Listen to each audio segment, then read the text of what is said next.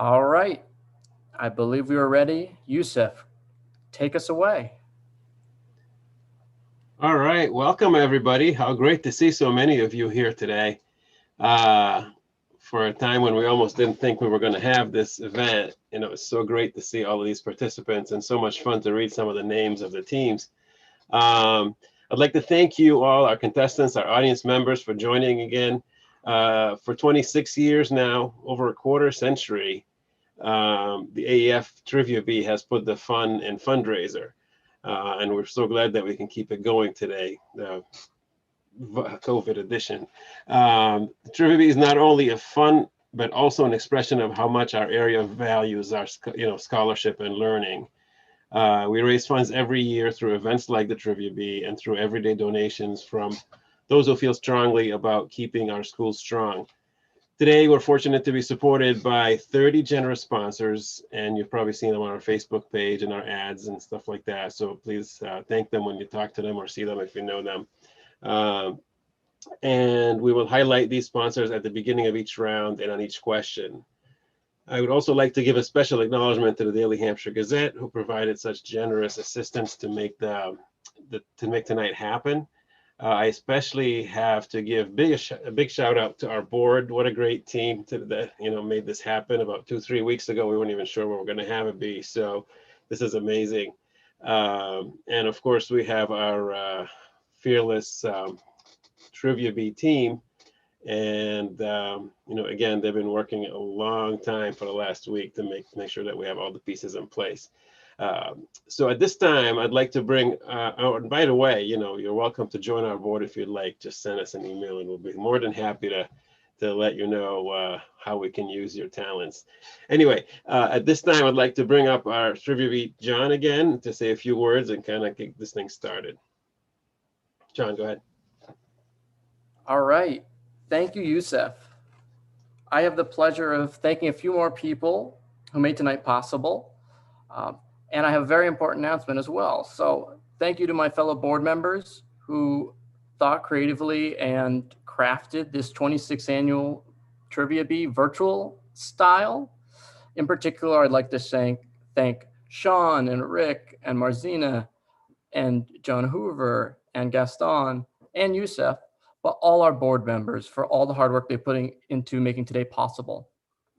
I'd also like to thank Alejandra, our AEF's development director, for her diligence and keeping our team on task. Thank you for all your hard work. And lastly, I want to thank the local businesses, organizations, and individuals who donated, are participating tonight, or simply spread the news about the 26th annual Trivia Bee. As of tonight, thanks to all of you, we have raised over $10,000 for AEF. That's more than any other year. So we can be excited about that. We can celebrate that tonight. And now, enough from me. I'd like to introduce our MC for the evening, State Representative Mindy Domb.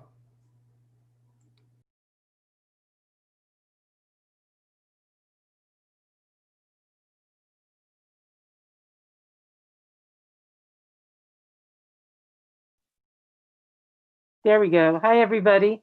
Oh, wait a minute. I don't need this because we're socially distancing even though we're together. But I wanted to remind everybody to vote. Tomorrow's the last day for in-person voting. You can bring your ballot to the collection box in Amherst. And if you want to vote on election day, you can do that too. But vote early and make sure you deliver your mail-in ballot. Don't put it in the mail. So I am so glad to be here. And I am so happy to see all these names of these fantastic teams. I'm not going to take too much time to go over them because you know who you are, but they are very clever and very fun. I want to thank you all for coming tonight and attending this very special fundraiser. I'm really indebted to AEF because I think pulling this off in this year is really a tribute not only to this organization, but to us as a community. Tonight's event is really a celebration of our commitment to each other, our commitment to our schools and our kids, and our commitment to making sure that we're resilient and that we're going to get through this year together. So I am psyched. I want to say, like everything else, of course, the Trivia Bee is different and it's virtual. And I personally want to thank you for your indulgence as I navigate my script in the Zoom. I'm You're going to have a great time, and so am I, but I really appreciate your patience. I also want to extend my deep gratitude to the families, the teachers, the district staff, the community volunteers, and the members of the school committee for working on behalf of our students and doing whatever we can to strengthen their learning experiences this year and beyond. And thank you to the foundation for also supporting all those efforts. I'm honored to be your partner in this work, and I so appreciate the opportunity to generate support for your efforts. And over $10,000 already, that's quite remarkable and extraordinary. So congratulations to the organizers. Before the competition starts, I'd like to thank the person with the questions and the answers who makes tonight fun and possible in so many respects for both the teams and the audiences. Please welcome back our quizmaster, Joe Listowski. Let's give him a round of applause. And I'm going to do this. Thank you, Joe. I don't know where you come up with everything, but you're constantly on it. So thank you. I appreciate it. And now the rules for tonight. The competition will begin with a practice round, followed by 3 rounds consisting of 10 questions each. All teams will participate in all rounds. There's no kids round this year, but we encourage all members of the family to play along as the questions will begin easy and get increasingly more difficult. And I think I saw there's at least one kids team, the Thunderbirds, and there may also be Dumbledore's Army may also be another kids team. So welcome to them. I will introduce the questions 2 at a time in the chat, and players will be sent like magic to their respective breakout rooms for a team huddle for 1 minute to discuss and agree on answers to those 2 questions. At the end of each breakout session, you will be brought back into the main room where the host will unveil the correct answers. Moi. Teams receive 1 point for each correct answer. We will be using the honor system to keep score. Make sure one member of your team is tallying up your score after each round. For those that wish, there will be a link provided in the chat for an answer and self-scorecard for you to use. At the end of each round, I will check in with each team and I'll ask you for your score. And at the end of the 3rd and final round, the points will be tallied and the team with the most points will be the winning team and our 2020 Trivia Bee champion. I didn't have a musical instrument, so I'm using my sieve and whisk. If there is a tie, there will be a sudden death elimination round between the tied teams to determine the 2020 Trivia Bee champion. Everybody ready? Do this, I'll know we're ready. Okay, let's begin. So we're going to start with the practice round. Scholar Bruce Penniman has fashioned 10 questions on local history of Amherst, Pelham, Leverett, and Shutesbury. When I say go, you'll be whisked away to your breakout rooms to answer the first 2 questions. If you need technical assistance, simply message the Amherst Education Foundation in the chat and a trivia worker bee will come to your aid in 1 minute, and then we will reconvene and I will unveil the correct answers to the first 2 questions. Don't worry, this is for practice to get everyone used to our virtual format. And don't worry anyway, because we're just here to have some fun and raise some good money. Are you ready? On your marks, get set, go.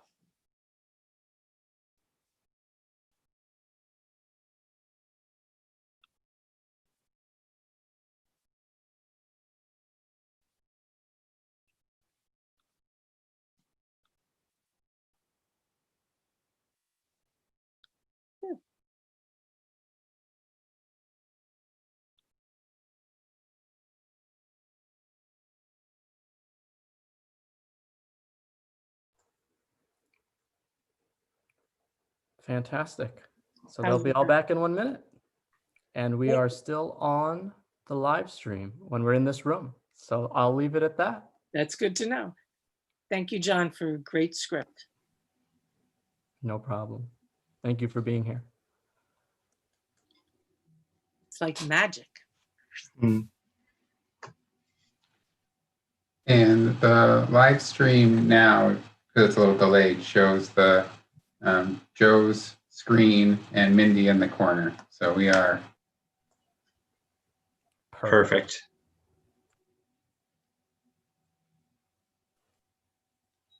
I just want to say that I've spent the past 8 months or so at home with my toddler. So if there's a toddler-centric focus on the questions this year, that's why.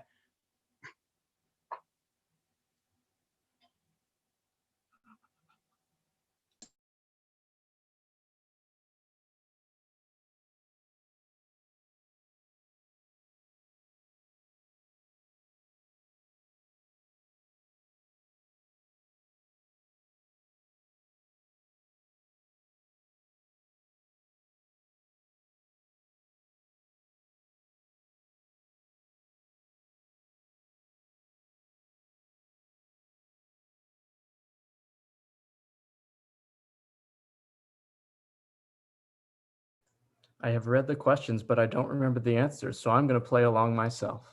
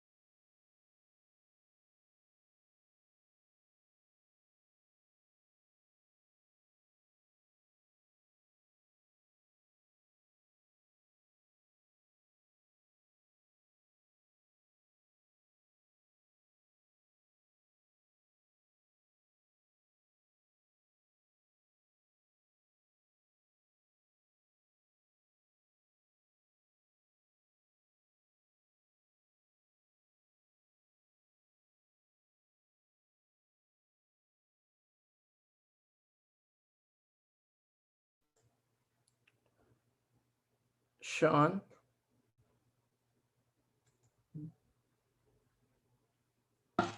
yeah. Is it a long minute or? No, everyone's back. They've been back. Okay, so we can start the questions. Can you hear me okay? Everybody, welcome back. Okay, so we're going to start with the practice round, the first 2 questions. According to Carpenter and Morehouse's History of Amherst, the land that the town occupies was purchased in 1658 from what indigenous tribe? The Noatak, the Wachusett, or the Quaboc? And the answer is the Noatak. So who, if you got that right, this is just practice, you don't have to score it, but if we were doing the real question, you would write down that you got a point. Okay, great. I love this question. Which of the following do Amherst and Pelham have in common? And I just love it because Amherst and Pelham are 2 towns in my district that I represent. A, the zip code 01002. B, Union 26. C, a silent H. Or D, all of the above. And the answer is D, all of the above. Union 26 enables Amherst and Pelham elementary schools to share a superintendent. So if you got that one right, if this was a real round, you would score yourself. So I think everyone's going to go back into their breakout rooms for another 2 practice questions. Have fun, everybody.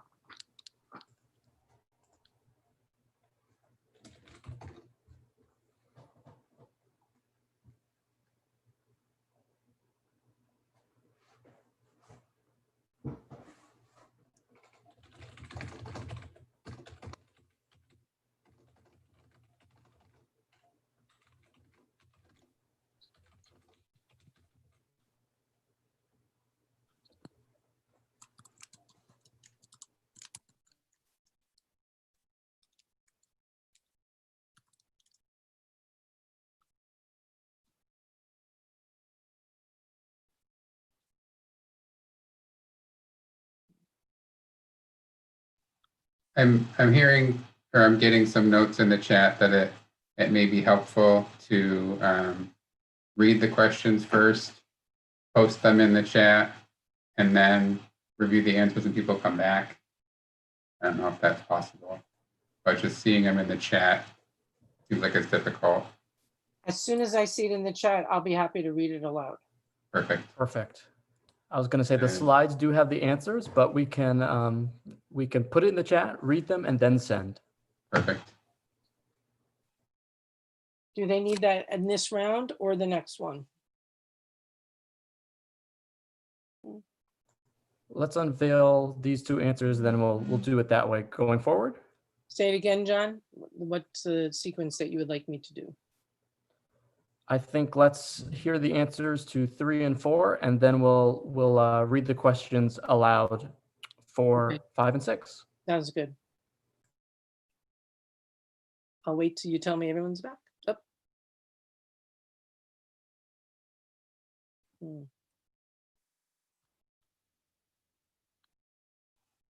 Everyone is back. Okay. Hi, everybody. So as a result of your experience, we'll go through the questions now for 3 and 4 and the answers, and we'll also read upcoming questions before you go into your breakout rooms, in addition to you getting in the chat so that you can hear it, see it, read it, and then we'll come back to it. So question 3, what Amherst native and friend of Emily Dickinson became a Native American rights activist and wrote a history of injustice entitled A Century of Dishonor? And the answer is Helen Hunt Jackson, who also wrote the popular novel Ramona, which dramatized the federal government's mistreatment of Native Americans in California. That's a great piece of trivia right there. Okay, question number 4. When he was teaching in Amherst, and don't I wish I was living here at the time, writer James Baldwin could sometimes be seen sitting at a table on the sidewalk at what South Pleasant Street cafe? A, Rayo's, B, Bonducci's, or C, Chez Albert? And the answer is B, Bonducci's, at what is currently Veracruzana. Okay, we're going to go to the next 2 practice questions. I'm going to read them first, and I'm going to tell them to you first. Well, they'll also be in the chat, so when you get to the breakout room, you'll have them there. Question number 5 is, what other town annexed a portion of Pelham in the late 19th century? A, New Salem, B, Shutesbury, or C, Prescott? And the number 6 question, which will also be in the chat, is what Leverett landmark commemorated its 35th anniversary this month? Okay, see you in the chat rooms. Breakout rooms are now 2 minutes with a 15-second countdown.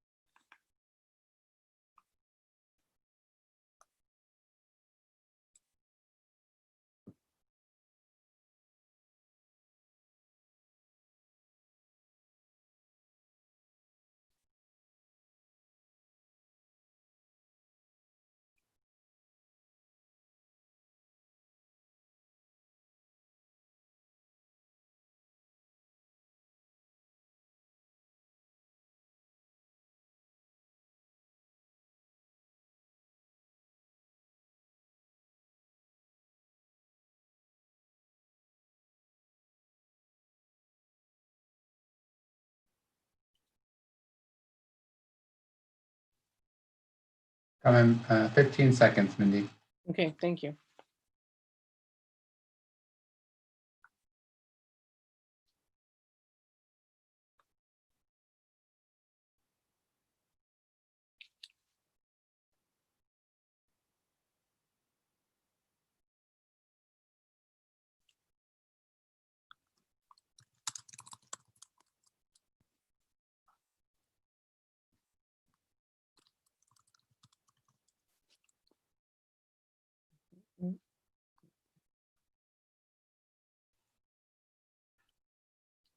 Okay, we're back. Hi, everybody. Welcome back. So question number 5 was, what other town annexed a portion of Pelham in the late 19th century? And the choices are A, New Salem, B, Shutesbury, or C, Prescott. And the answer is C, Prescott annexed the land east of the West Branch of the Swift River.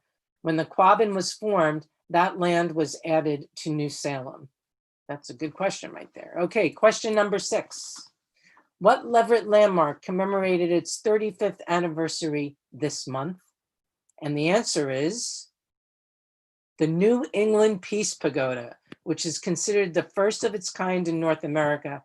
And I can tell you, so many people I meet throughout the Commonwealth tell me that that's the place that they visited in our area. Okie doke, terrific. We're going to go to questions 7 and 8 in the practice round. And I think I'm going to read them to you before you go into your chat room as soon as they come into the chat box that I'm looking at. So I'll be reading question number 7 in a moment. Thank you, everybody, for coming back so quickly from the last time. Again, the breakout sessions will be 2 minutes with like a 15-second sort of heads up. So question number 7 is, which of the following is not a sister city of Amherst? Nyeri, Kenya, Nagasaki, Japan, La Paz Centro, Nicaragua, or D, Gunjur, the Gambia. And 8 is Shutesbury, which was colonized in 1735, grew to over 1,000 residents by 1820, but the population gradually declined after that.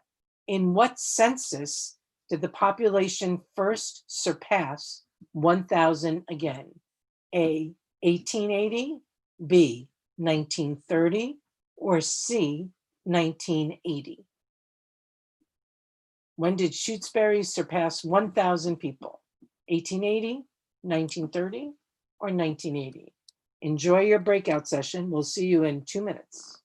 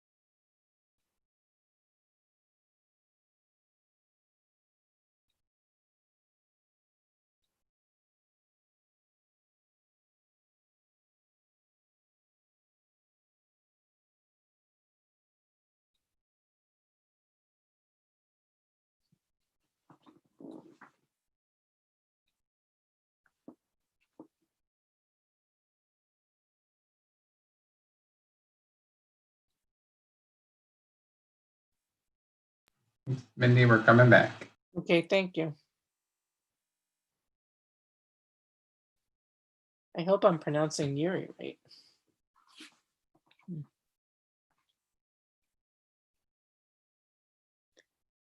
Hi, everybody. Welcome back. Is everybody back?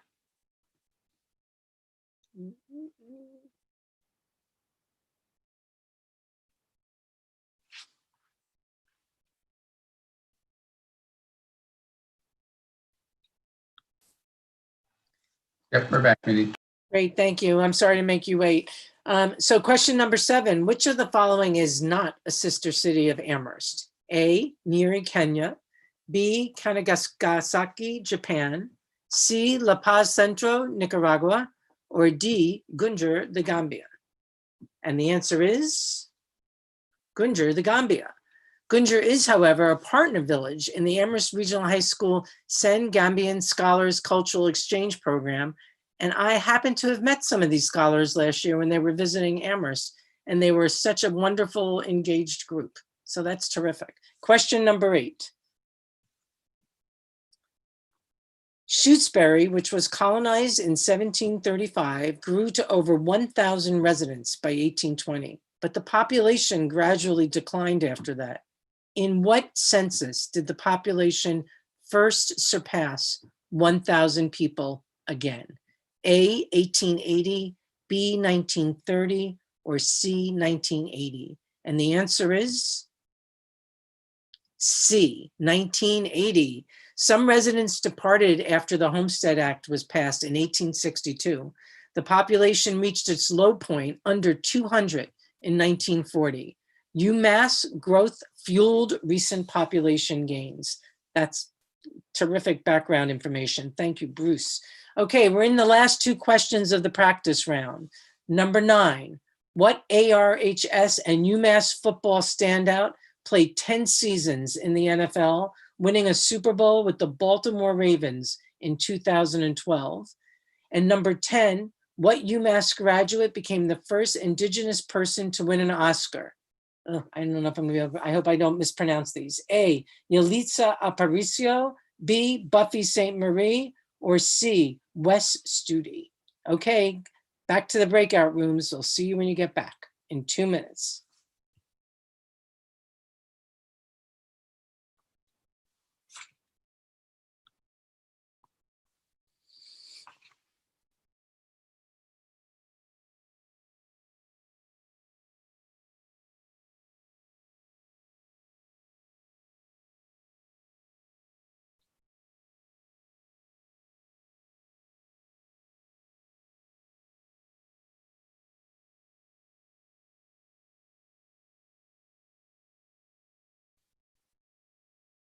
Oh, wow. I didn't know Yalitza Aparicio was a UMass graduate. Is she?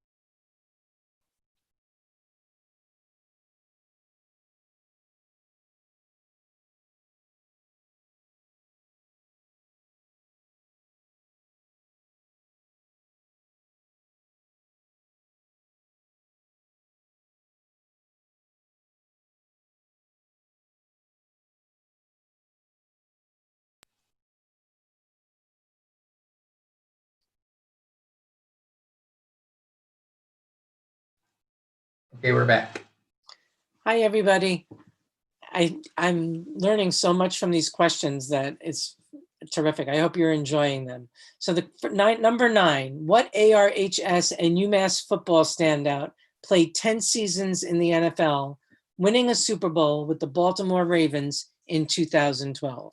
And the answer is James Digbu. I'm not sure. I'm sure I botched that name. I'm sorry, James, who also played for the New York Jets, the New England Patriots, the Detroit Lions, and the Buffalo Bills. He founded the Hope Africa Foundation in 2008 to help provide educational services.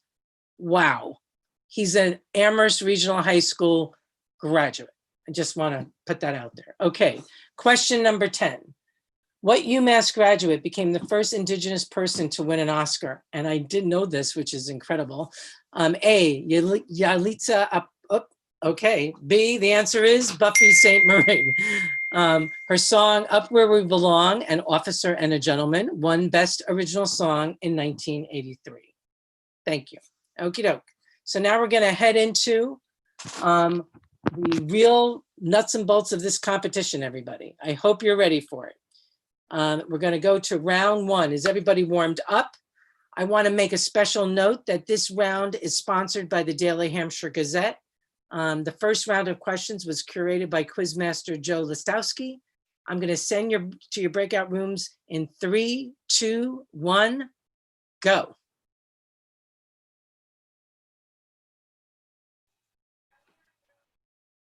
Mindy, we're going to read the first 2 questions in round 1, and then we'll send people to. Okay, I'm sorry, guys. We're going to read you the first 2 questions. I don't think I have them, though. Oh, there they go. I'm sorry. So the first 2 questions.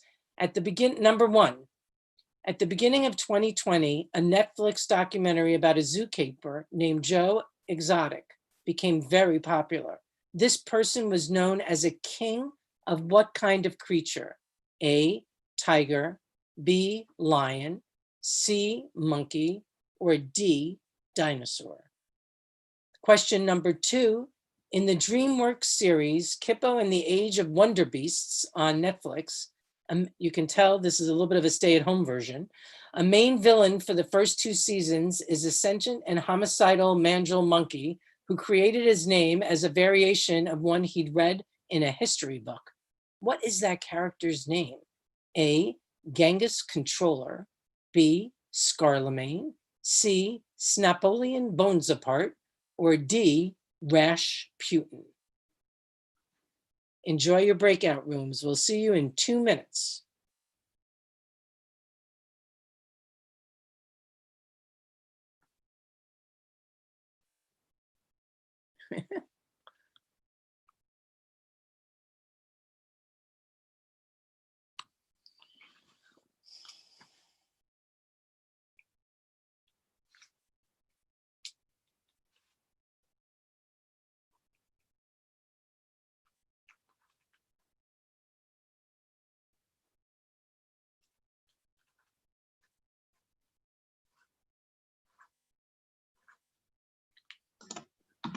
Sorry about this, having a little trouble with the share. I'll get it in a second.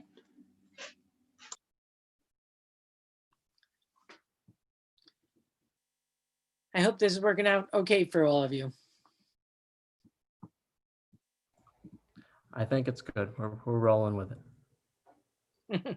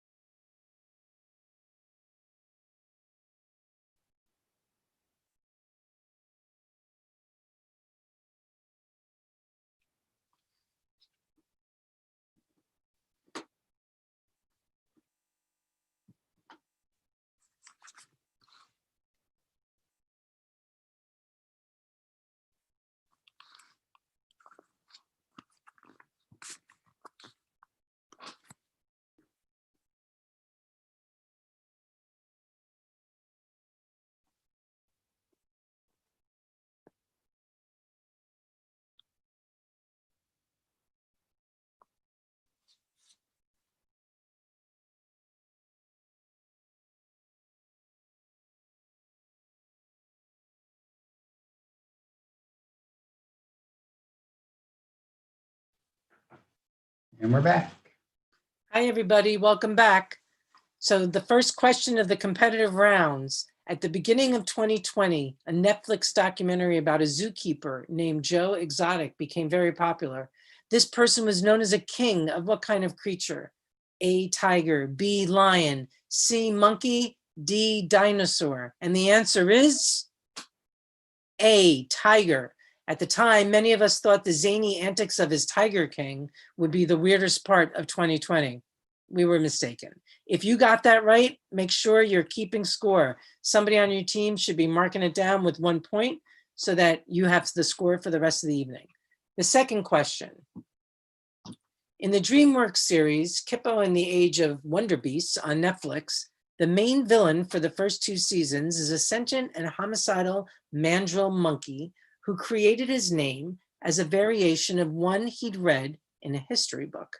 What is that character's name? A, Genghis Controller, B, Scarlemagne, C, Snapolian Bones Apart, or D, Rash Putin? And the answer is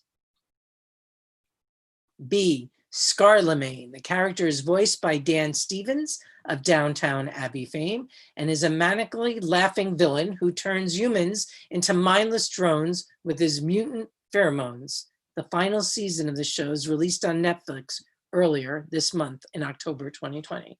Okay, we're going on to question 3 and question 4. Question 3, which you'll be able to consider in your breakout room shortly. In the original Pokemon games, Red, Blue, and Yellow for the Nintendo Game Boy, Agatha was one of the Elite 4 trainers at the end of the game. What type of Pokemon did Agatha use? A, Ghost and Poison, B, Fire and Fighting, C, Electric and Ground, or D, Water and Psychic? Question number 4. According to the 1978 CBS TV program, the Star Wars Holiday Special, what is the name of Chewbacca's son? A, Chewnoir, B, Rook, C, Lumpy, or D, Wicket? See you in 2 minutes.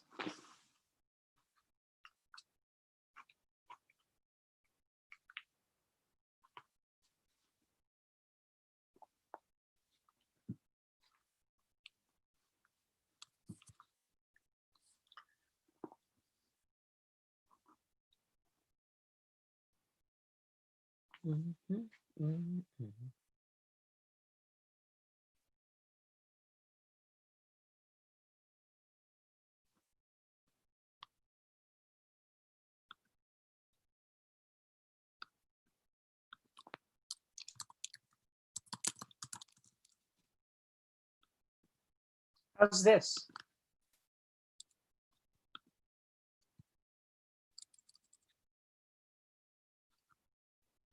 Writing's not that. Whoop. Not that. This sentence.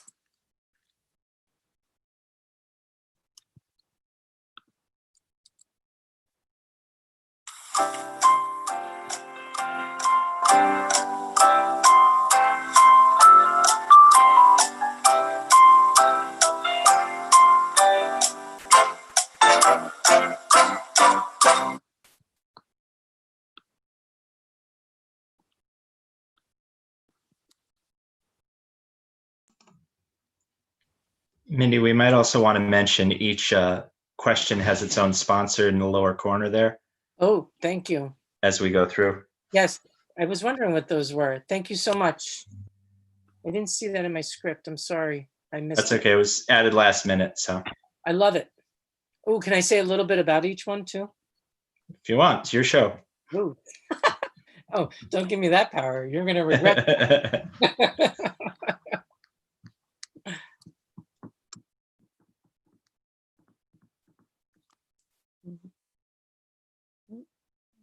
Who were the ones that I missed so far then? Who was what was question 1 and question 2?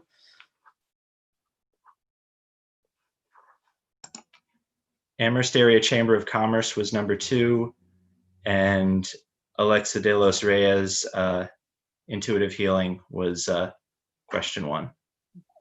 Let me just see them. De los Reyes.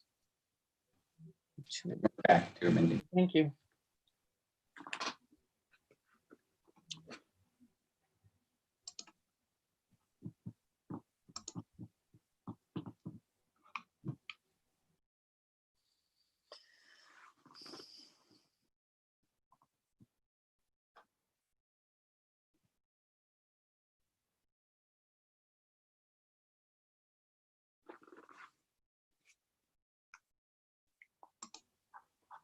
And I think we're back. Hi, everybody.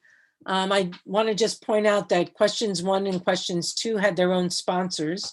Question 1 was Alexa de los Reyes for intuitive healing, and question 2 was the Amherst Area Chamber of Commerce.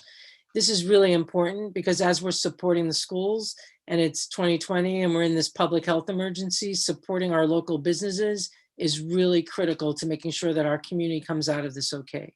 So question 3, in the original Pokemon games, Red, Blue, and Yellow for the Nintendo Game Boy, Agatha was one of the Elite 4 trainers at the end of the game. What type of Pokemon did Agatha use?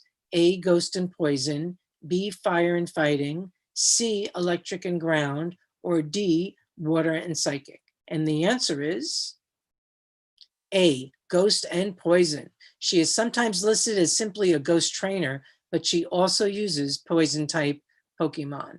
And says, side note, question writer Joe Listowski has a 22-month-old daughter, congratulations, Joe, named Agatha. Oh my goodness, though she was not named for the Pokemon trainer. Thanks, Joe. And that question was sponsored by the Amherst Downtown Business Improvement District, which along with the Amherst Area Chamber of Commerce has been doing an incredible job supporting our businesses in town during the pandemic time and before, and I'm sure after, but particularly now. So thank you to the Amherst bid. Question number 4.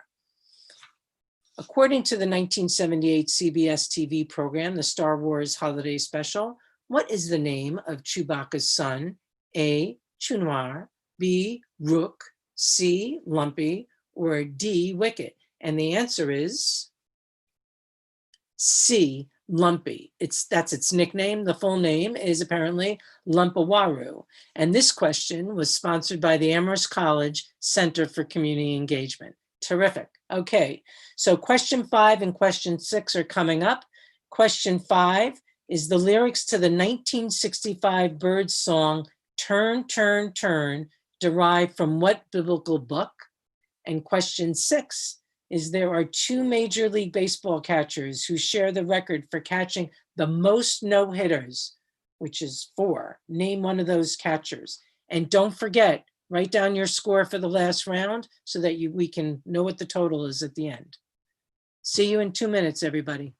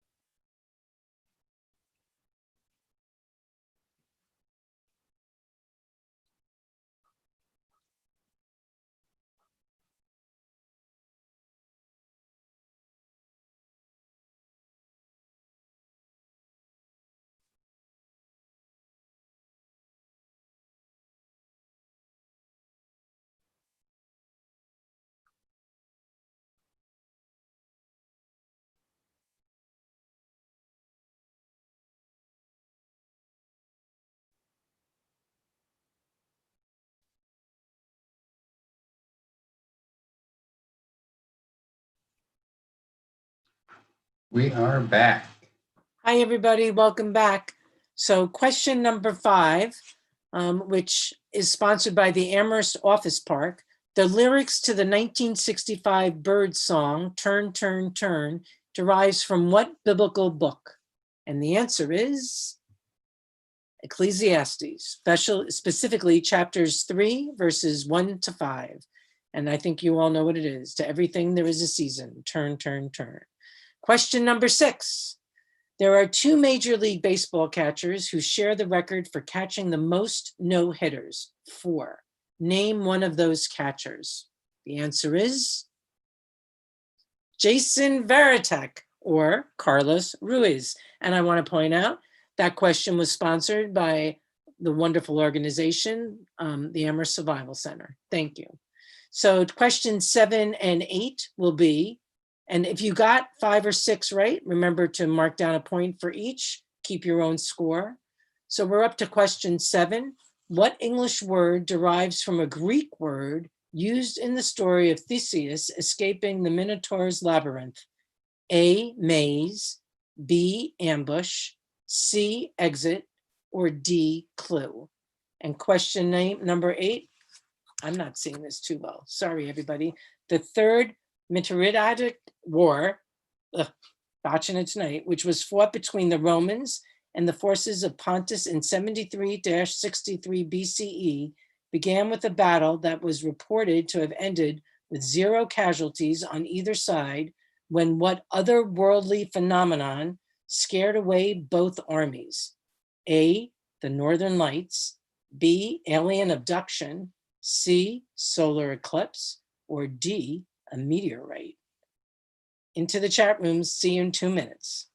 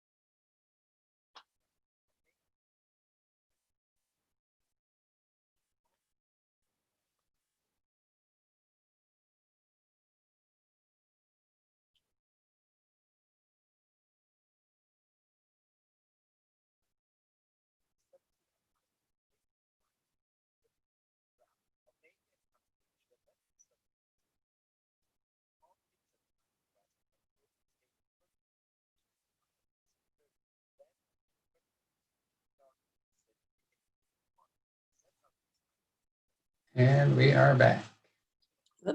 Hi, everybody. Welcome back. So question number 7 is being sponsored by Amity Street Dental.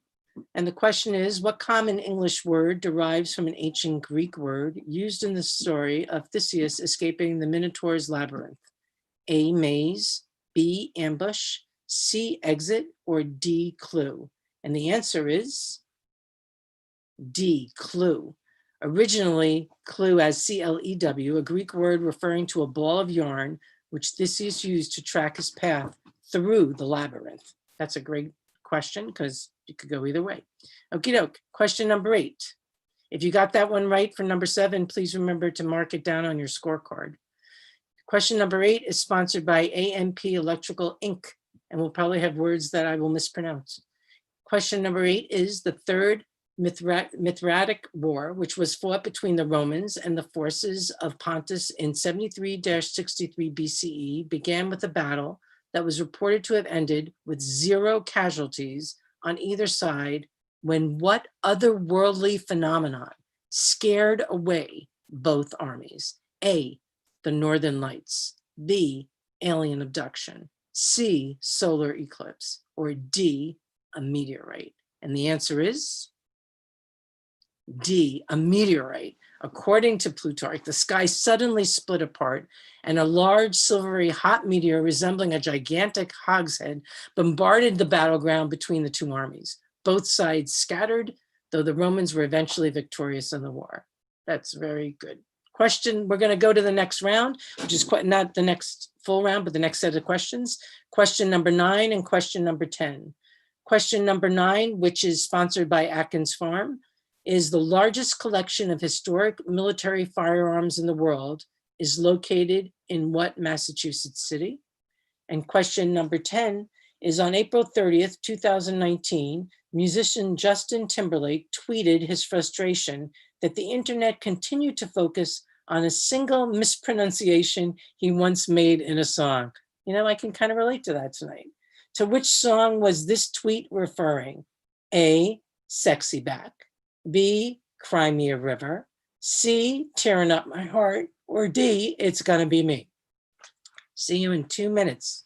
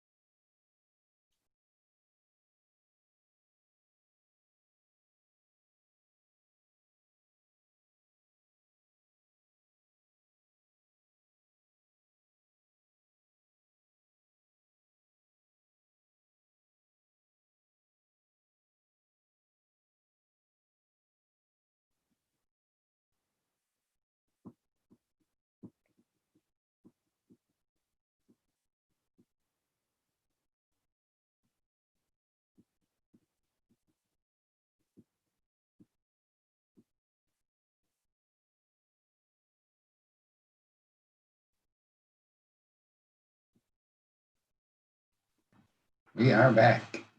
Hi, everybody. Welcome back. So we're on the last 2 questions of the first round. Question number 9. The largest collection of historic military firearms in the world is located in what Massachusetts city? And the answer is Springfield. The Springfield Armory houses the collection. Good to know. Question number 10. On April 30th, 2019, musician Justin Timberlake tweeted his frustration that the internet continued to focus on a single mispronunciation he once made in a song. Which song was his tweet referring to? A, Sexy Back, B, Cry Me a River, C, Tearing Up My Heart, or D, It's Gonna Be Me? And the answer is D, It's Gonna Be Me, because it sounds like he says it's gonna be May. Many memes will reference the song in late April. I want to point out that question was sponsored by Atkinson Family Practice. So that's the end of round one. I hope you got your score, you've got your numbers. Let us know how you did by putting your team name and your score in the chat. If you can do that, that'd be great. And then we're going to move to round two.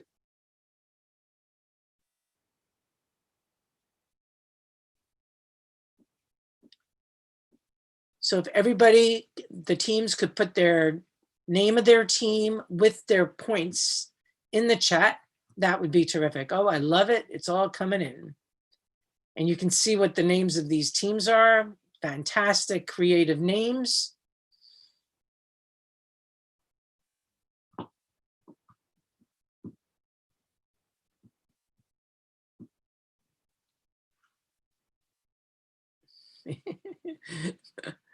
We're looking for your score, which hopefully you've been keeping while you've been answering the questions.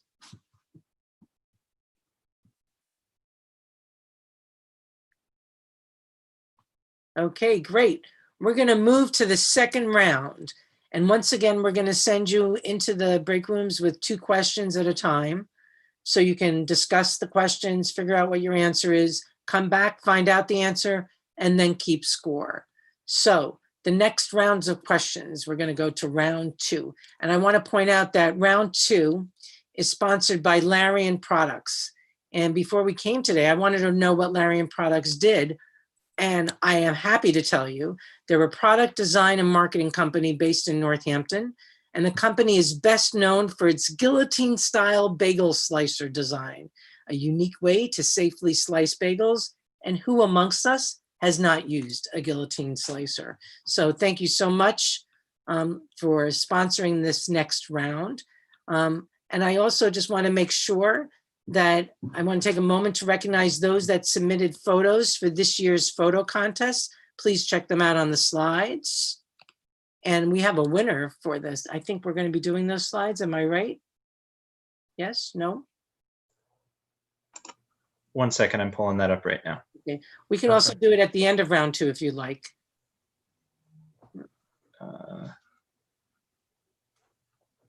Why don't we do it at the end of round 2? Okay. Okay. Perfect. We'll go just to the questions. Okay. So let's go to the questions in round 2.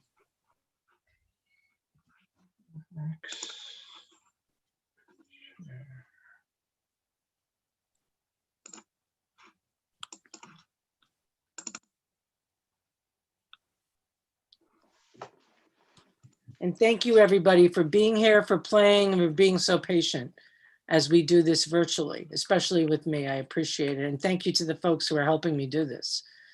So the next question is question number 11.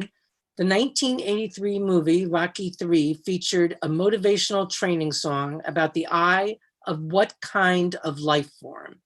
A, dragon, B, tiger, C, eagle, or D, potato?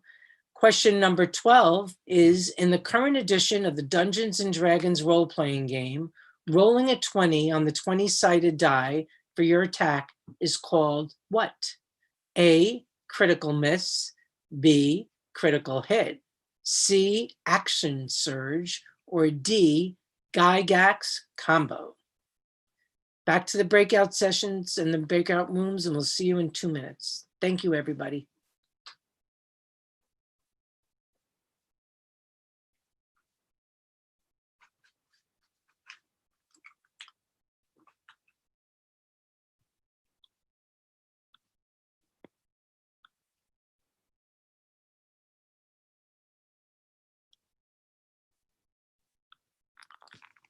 Who's the wonderful person helping me with the slides?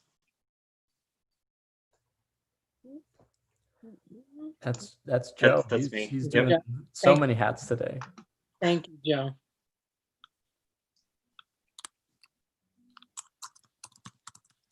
I'll get those costume pictures up after this round too. Yeah, I didn't realize on the script it wasn't clear to me when to do it, but we could do it between the 2 rounds. That's fine. It's my fault, actually. So. That's on me, Mindy. Sorry about that. And no, I think it's on me, John. I'm going to take responsibility for it.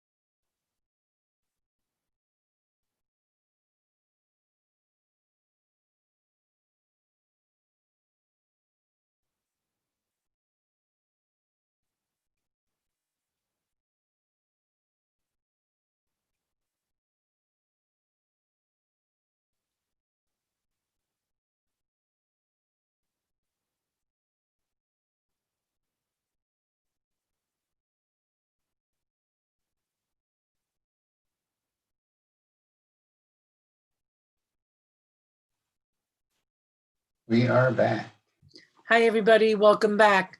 Question 11, sponsored by Common Media, is the 1983 movie Rocky III featured a motivational training song about the eye of what kind of life form? A, dragon, B, tiger, C, eagle, or D, potato? And the answer is tiger. The song stayed at #1 on the Billboard Hot 100 charts for 6 weeks.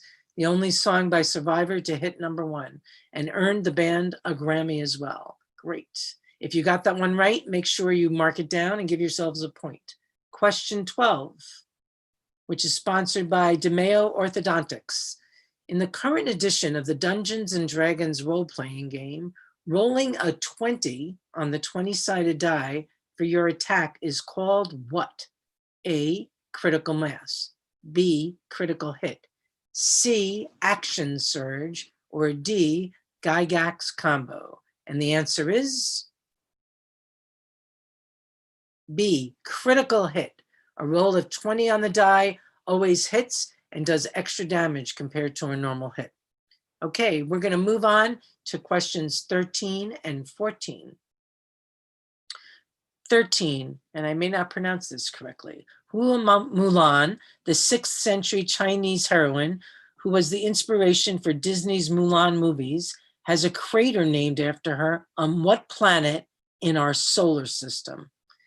And number 14 is, in 1999, a famous country singer created the fictional alter ego Chris Gaines to release a non-country music separately.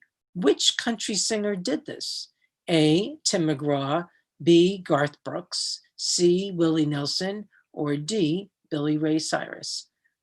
Enjoy your breakout rooms. We'll see you in 2 minutes.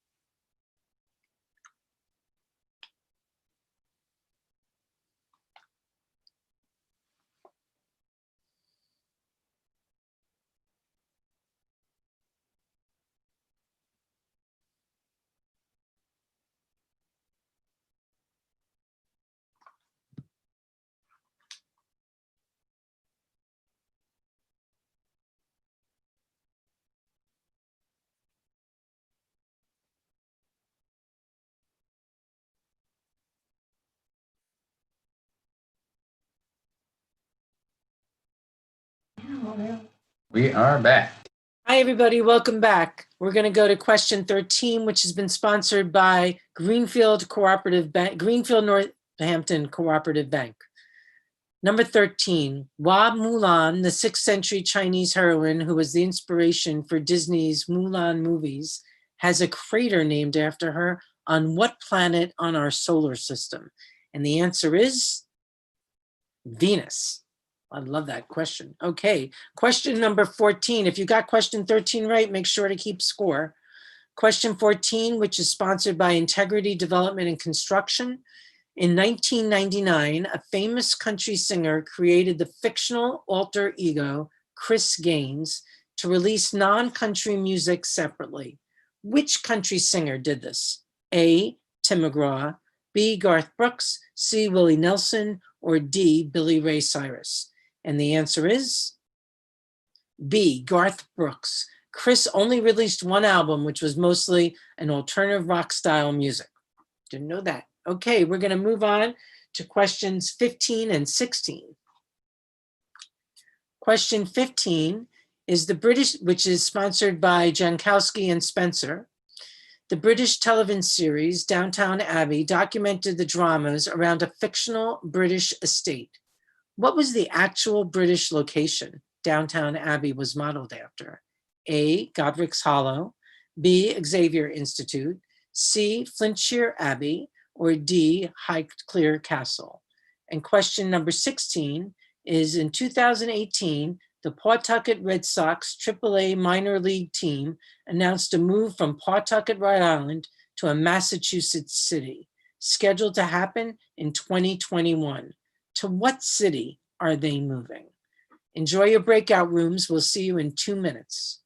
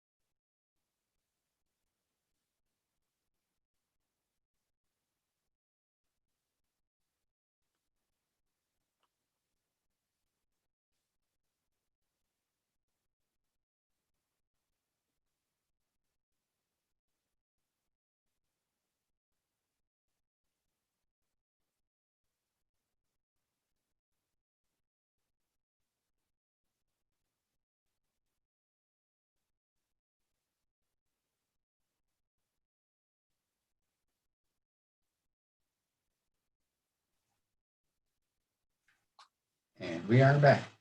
Welcome back, everybody. So question number 15. The British television series Downton Abbey documented the dramas around a fictional British estate. What was the actual British location that Downton Abbey was modeled after? A, Godric's Hollow, B, Xavier Institute, C, Flintshire Abbey, or D, Highclere Castle? And the answer is D, Highclere Castle. If you got that, make sure you score yourself 1 point. Question number 16. In 2018, the Pawtucket Red Sox AAA minor league team announced a move from Pawtucket, Rhode Island to a Massachusetts city, scheduled to happen next year in 2021. To what city are they moving? The answer is Worcester. The Woo Sox will play at the newly built Polar Park, which can seat up to 9,508 fans, though allowed numbers will likely be lower depending on COVID requirements next year. And that question was sponsored by the Jones Group Realtors. So we're going to move on to questions 17 and 18. 17. In young children's clothing in the United States, baby clothes are labeled by month, while others are labeled with a number and the letter T. What does the T stand for in these clothing sizes? And question 18, what common English word derives from a Czech word meaning forced labor? A, volunteer, B, slave, C, robot, or D, intern? Back into the breakout rooms, and in 2 minutes, we'll see you with your answers.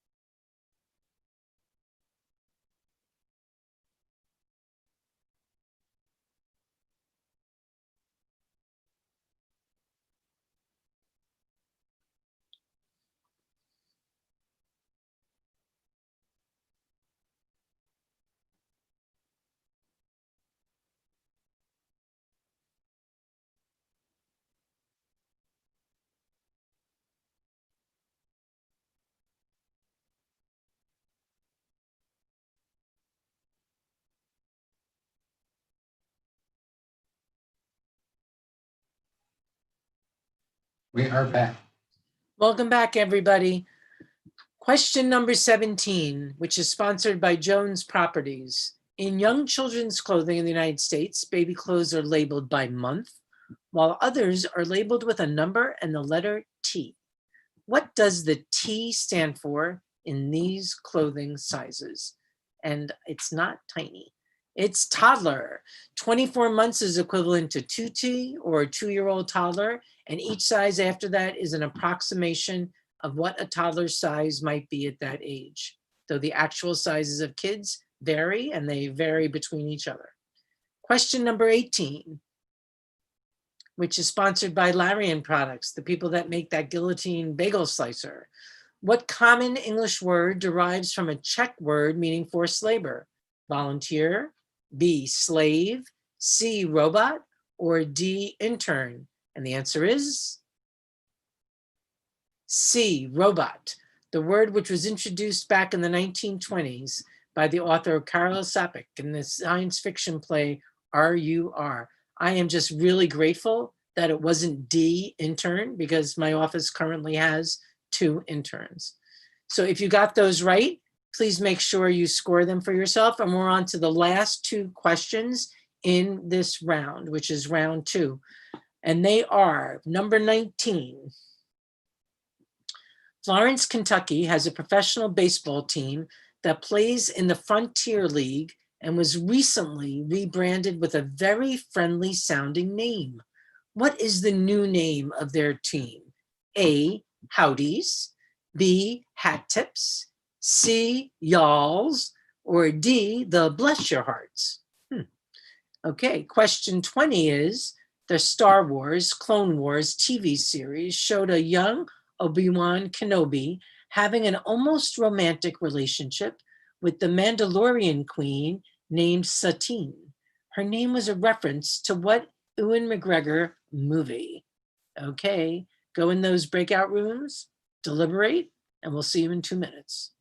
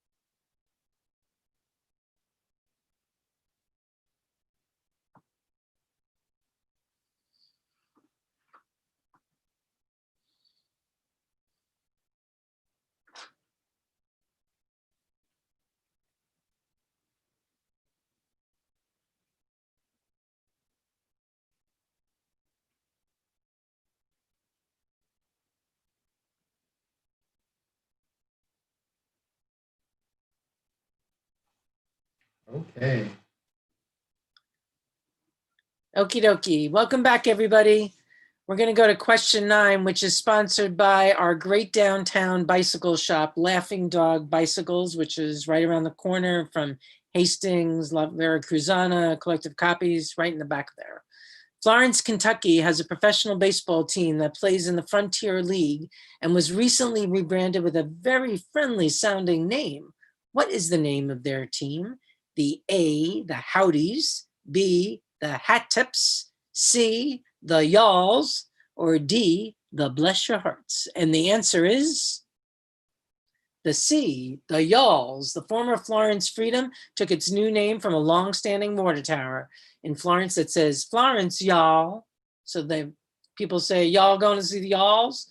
That's got to be a funny conversation. Okay, if you got it right, give yourself a point. Question number 20 for the final question in round 2. And the question is, the Star Wars Clone Wars TV series showed a young Obi-Wan Kenobi having an almost romantic relationship with a Mandalorian queen named Satine. Her name was a reference to what Ewan McGregor movie? And the answer is Moulin Rouge, because McGregor voiced Obi-Wan in some of the movies. A love interest named Satine was a reference to Nicole Kidman's character. I didn't know that. That's terrific. So that's the end of round 2. I just want to point out, so I'd like you all look at your scores. I would really love it if you could tally up your score from round 2 and put your team name and your scores, your points in the chat so that the good folks from AEF can see what it is. And in a moment, we'll be looking at some photos of this year's photo contest. Mindy has a perfect, I love that. Who said that? Somebody said Mindy has a perfect score. That is the advantage of being the person that has the answers at her disposal, is I seem not necessarily smart, but that I know the answers.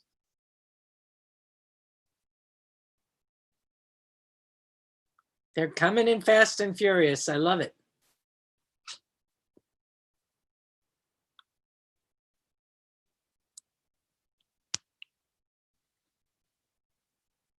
Thank you, everybody, for doing this. You're keeping great score every round. Okay, just so you know, the photo contest is now appearing.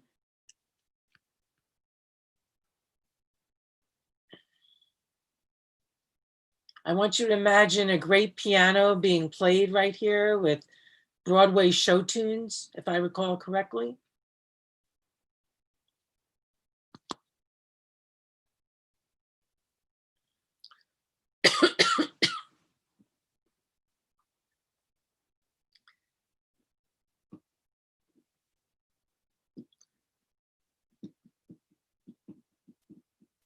Town council team, the Amherst Club team.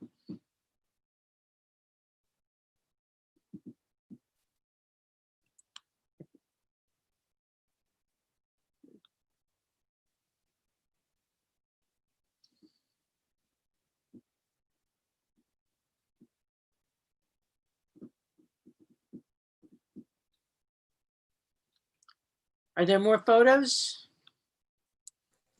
That's it. It is That's it. those Okay. two competing. The winner is, and it says drum roll, please, but of course I've got my sieve and my whisk, so I'll be using that. The winner is the Amherst Club.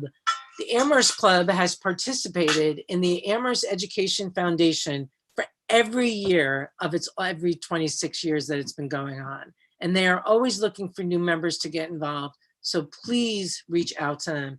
Thank you, Amherst Club, for 26 years of creativity and continual support of the Amherst Education Foundation. You guys are terrific. Okay, we're going to go back to trivia. This is the final round. We're up to round 3. Round 3 is sponsored by Stakeholders Capital, which everybody should know, and it's synonymous with socially responsible investing. Quizmaster Joe Listowski has prepared 10 final questions for us.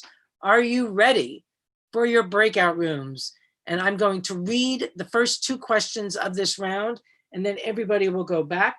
And I believe it's question 21 and question 22. Question 21.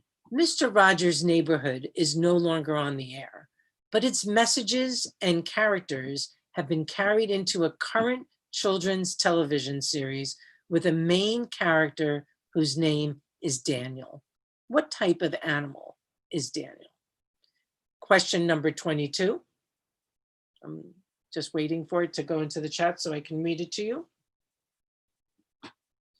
Thank you. The 2020 Summer Olympics are now scheduled to begin on July 23rd, 2021, due to the COVID-19 pandemic. When they resume, where will they be held? A, London, B, Rome, C, Tokyo, or D, Rio de Janeiro? Okay, when I say go back into those breakout rooms. Ready, set, go, and we'll see you in 2 minutes.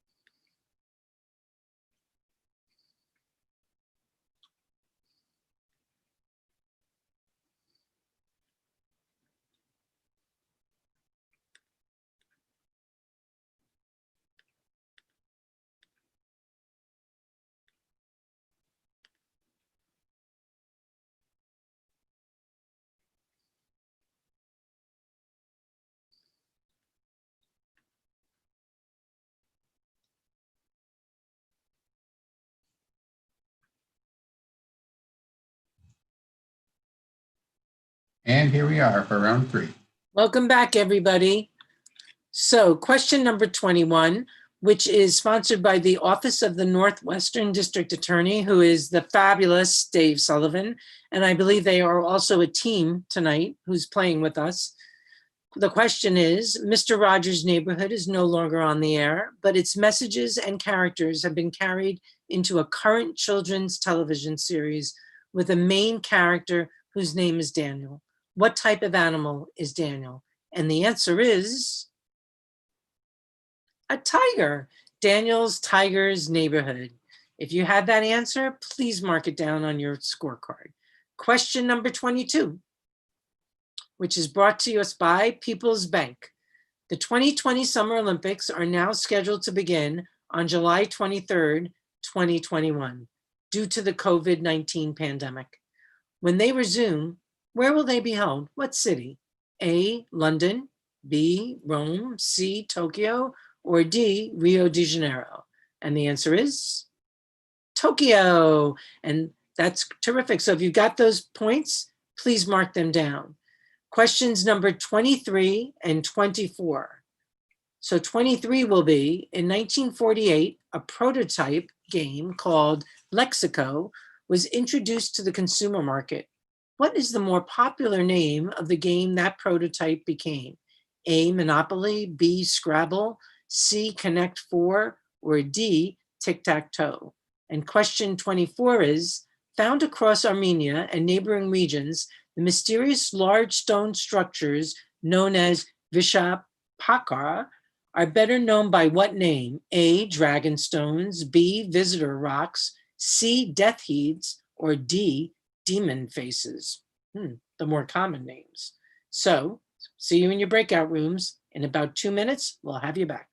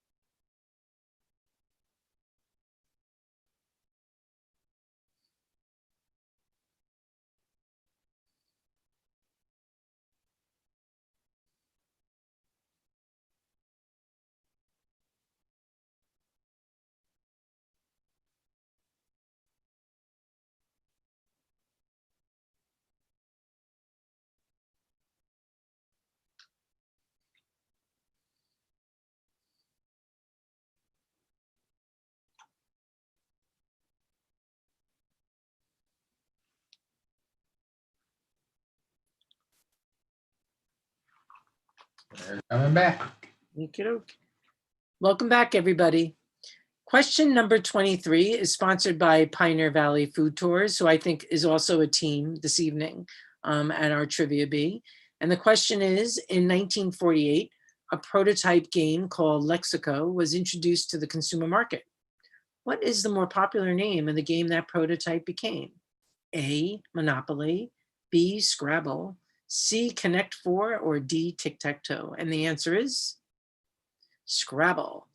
Question number 24. Found across Armenia and neighboring regions, the mysterious large stone structures known as Vishapakar are better known by what name?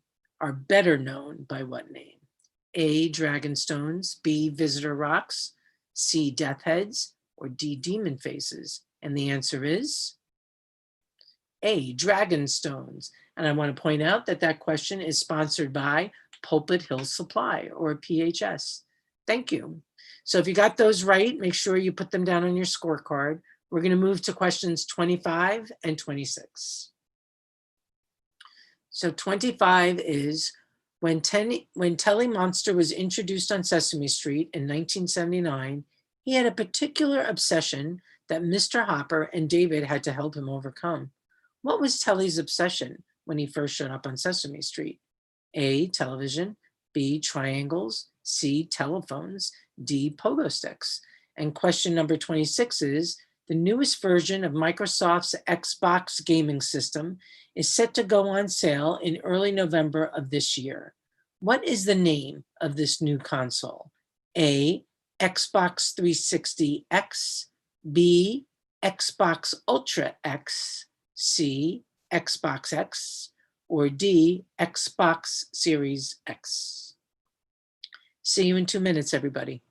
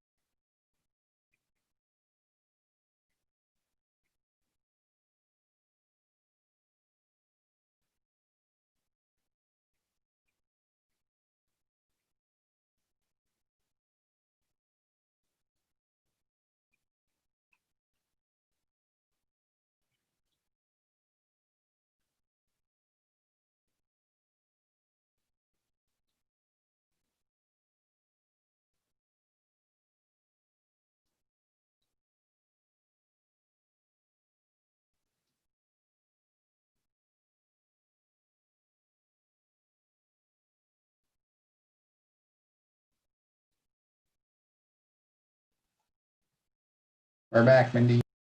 Hi, everybody. Welcome back. We're going to go through these questions. We're almost at the end, but not quite. Question number 25, which is sponsored by Regali and Walter Orthodontics. When Monster was introduced on Sesame Street in 1979, he had a particular obsession that Mr. Hopper and David had to help him overcome. Hooper, excuse me. What was Telly's obsession when he first showed up on Sesame Street? A, television, B, triangles, C, telephones, or D, pogo sticks? And the answer is A, television. In later years, his appearance was adapted and he became a fan of triangles, his pet hamster, his best friend, Baby Bear, and pogo sticks. But his obsessive watching of TV very close to the screen was seen as a bad example for kids, and they removed from the character. Question number 26. The newest version of Microsoft's Xbox gaming system is set to go on sale in early November of this year. What is the name of this new console? A, Xbox 360X, B, Xbox Ultra X, C, Xbox X, D, Xbox Series X. And the answer is D, Xbox Series X. So please make sure to remember to give yourself a score for this question and the one before. Question number 6 that we just read was sponsored by Stern Financial Services, Planning for Peace of Mind. Now we're going to go on to questions 27 and 28, and we are closing in on the end of this Trivia Bee. Okay, number 27. The 1982 movie Conan the Barbarian begins its opening sequence with a quote. Quote, "That which does not kill us makes us stronger," unquote. To which philosopher is the quote credited in the film? A, Aristotle, B, Nietzsche, C, Kant, D, Machiavelli. Question number 28. In March 1983, Motown Records aired an anniversary special that became historic. I know this one because one of the performers demonstrated a famous dance move for the first time. What dance move was it? And I personally think you should get extra points if you know who the performer was, but that's not part of the B. Go back to those breakout rooms, crunch out those answers. We'll see you in 2 minutes. Let's go. Thank you, everybody. Ooh, we should get this on, we should get this music up here. I'm going to get this on Spotify. Bum, bum. We may have rights issues with that since we're live streaming this. Really? I I can't just play it on my phone for us? I don't know. I just don't want to get us in trouble. Okay. Okay.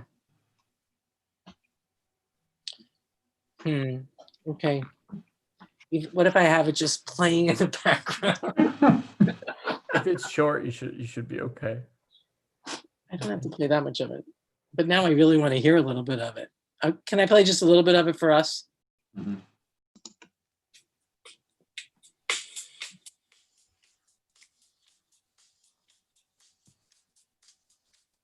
I think this was it, right? Yeah, there's a lot of drum in the beginning. Yeah.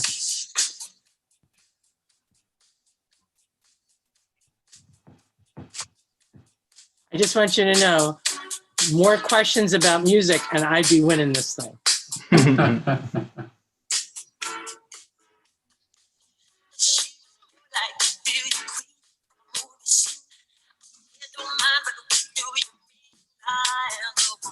I forget, was it, did I just hear this? That, who is the musician that recently passed away? Was it Eddie Vedder? Did I hear that he played the drums on that? Or he played the guitar on that, I thought? I don't know. Maybe. I'm gonna look it up. We're in a Trivia Bee. I might as well find out, right? Let's see, Eddie Vedder. Eddie Van Halen just passed away. Van Halen, yes. Van Halen. Sorry, not Vedder. Eddie Van Halen. It is Van Halen, and we are. Michael Jackson. I'm just gonna see if I'm right about that. And since I wasn't right about his name, let's see if I'm right about his performance. Well, everyone's back to No, he see. did not beat it. Okay. Welcome back, everybody. Question number 27, which is brought to us by and sponsored by the incredible Rotary International Group that has done so much to raise money for so many needed services and programs in our area. They're also sponsoring question number 27. And the question is, the 1982 movie Conan the Barbarian begins its opening sequence with a quote, "That which does not kill us makes us stronger." To which philosopher is the quote credited in the film? A, Aristotle, B, Nietzsche, C, Kant, D, Machiavelli. And the answer is B, Friedrich Nietzsche. So if you got that right, give yourself a point. Okay, question number 28, which is sponsored by Target. In March 1983, Motown Records aired an anniversary special that became historic because one of the performers demonstrated a famous dance move for the very first time. What was the dance move called? And the answer is the moonwalk. Michael Jackson debuted his iconic dance move during a solo performance of Billie Jean, and this was also the debut of his one white glove costume style. That was an amazing performance. We're going to move to questions number 29 and 30, which are the last two questions of round 3 and the last two questions of our evening together, unless there's a tie. So question number 29, what common English word derives from the Sanskrit and later Hindi word meaning to massage? A, chiropractor, B, shampoo, C, wrestle, or D, need? And question 30, oh, I'm waiting for it, I don't see it, is the Barney family mausoleum is an above ground tomb found in what Western Massachusetts park? A, Forest Park in Springfield, B, Zote Park in Chicopee, C, Heritage Park in Holyoke, or D, Stanley Park in Westfield. So back into the breakouts for the final two questions of the evening. Good luck and see you in 2 minutes.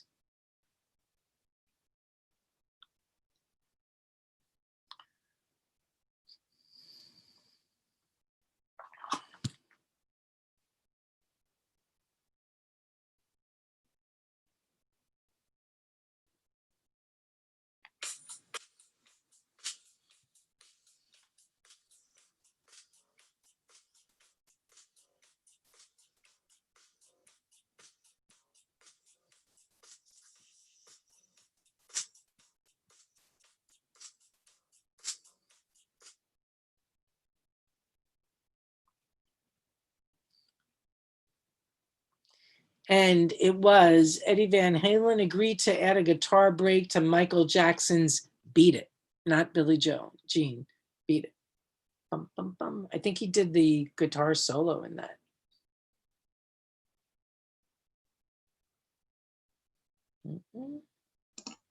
Maybe I can throw that in next year's trivia. Yeah. Kellogg's combine crunchy oat clusters.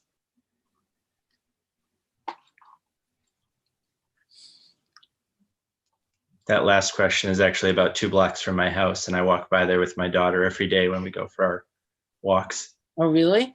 Yeah, I'm guessing it's not Forest Park, Springfield. it is actually. Is it? Do Yep. you know who designed Forest Park? I was guessing that because when you had sent me the phonetics to things. Do you know who designed Forest Park? No, I don't actually. It's the same person that designed the Central Park and the Emerald Necklace in Boston. It's Frederick Law Olmsted. Oh, cool. Yep. That's a good trivia question, actually.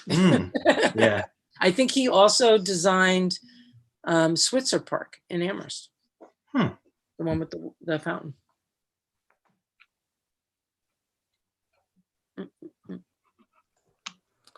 And so after these two questions, we will ask people for their scores, which might get a bit messy, but we have some time because I'll read our grants from this year. Okay, and you want people to submit their total scores in the chat? Total score, it should be out of 30. Okay. Thank you, John. We'll see how it goes. Fingers crossed. Honesty is important. If we have to go to a final round, you just want to go one at a time on the screen with me? Sure. Okay. All right, here we go. see what happens. Please Okay, post is everyone final back? scores. Yes, they are. Welcome back, everybody. We're on the last two questions of the Trivia Bee. 29, which is brought to us by the Amherst Club. What common English word derives from the Sanskrit and later Hindi word meaning to massage? A, chiropractor, B, shampoo, C, wrestle, or D, knead? And the answer is B, shampoo. The term began to be used in its current form in the 1950s as hair washing techniques were imported and marketed to Americans. Okay, make sure you score yourself on that. I'm just doing this because we're on the last question for tonight's Trivia Bee. Question number 30. The Barney Family Mausoleum is an above ground tomb found in what Western Massachusetts park? And this question is sponsored by UMass 5 College Federal Credit Union. A, Forest Park, Springfield. B, Zote Park, Chicopee. C, Heritage Park, Holyoke. D, Stanley Park, Westfield. And the answer to the final question is A, Forest Park. In 1884, Everett Barney donated the over 170 acres of land for the creation of Forest Park. In 1960, the Barney land next to the park, including the tomb site, was deeded to the city and added to the park.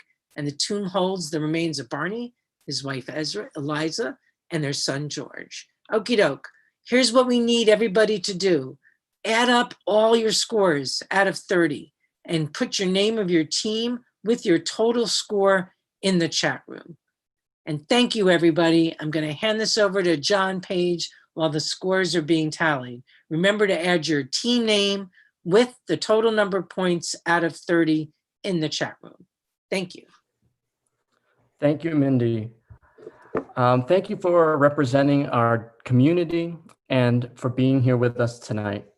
AEF was unable to hold our spring event this year, so where we have in the past unveiled our grants for the year. So I wanted to share with you today some of those. So while our worker bees are busy comparing your final scores, I will share our 2020-2021 excellent grants from AEF, totaling $26,845. Our 2020-2021 excellent grants are being implemented throughout our Amherst elementary schools, the middle school, and the high school. They are creating a climate change carnival where 8th and 7th grade students present the problems of global climate disruption, create and demonstrate possible solutions to the crisis of global climate change, participate in hands-on workshops, and hear from a local and national keynote who is doing climate change work. Secondly, enhancing sustainability of our current elementary school garden program by providing professional development and scaffold support to our K through 2nd grade teachers as they assume shared responsibility of teaching the garden curriculum. And 3, providing real experience and skills, a skill set to students considering music production as a career path through the use of Logic Pro X software. Expanding the number of K through 5th grade teachers who can attend Undoing Racism trainings and use what they learn to enrich social studies curriculum in our schools and enhance the story of marginalized voices. And finally, strengthening equal access to grade level concepts and materials by creating a curriculum library of differentiated multi-level plays and supporting instructional material that will enable grades 1 through 6 students to work together in small groups to present short theater performances to their peers.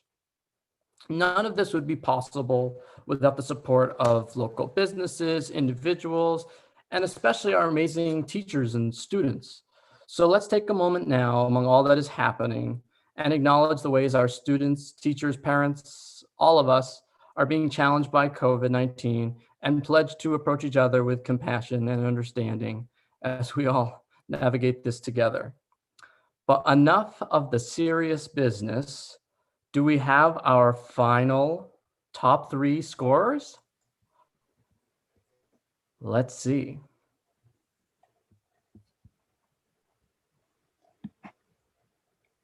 It seems like Thunderbirds got 25.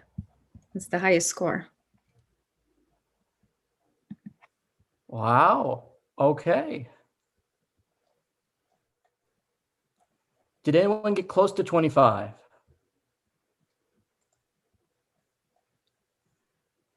Let's see.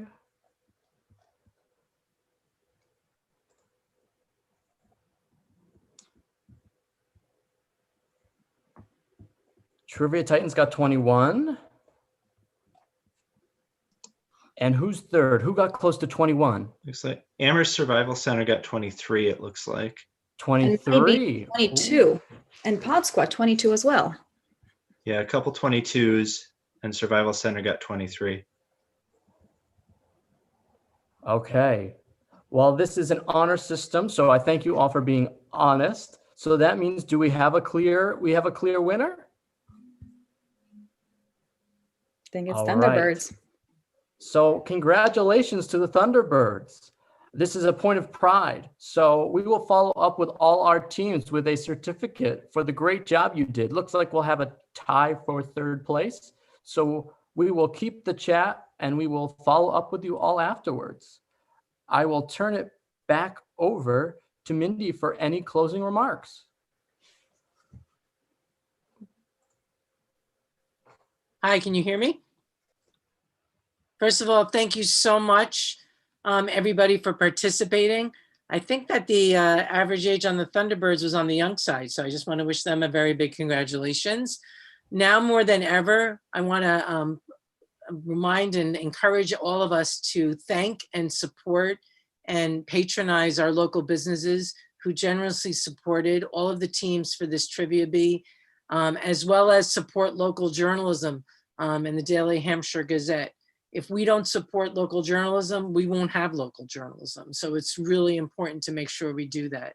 And most of all, continue to support the AEF and our schools, everybody who works in our schools, everybody's working on behalf of our schools, and our school committee members. I just want to really shout out. I want to express our gratitude to everyone who made tonight possible, to the families, the teachers, and the staff of the Amherst schools. I personally want to give a special thank you to all the students who are working so hard during this time to stay engaged, to be connected, to learn. We know it's really hard. You're our heroes. We want you to do well. Please let us know what we can do to support you, not only in school, but out of school. I look forward to next year on the last Thursday of October, back in person, hopefully, and with all of our time-honored traditions. We won't have breakout rooms, but we'll get to see each other, and we get to support the Amherst Education Foundation. So thank you, everybody, and thank you to the Amherst Education Foundation and to John Page for really leading this whole evening. Thank you so much. Thank you and good night.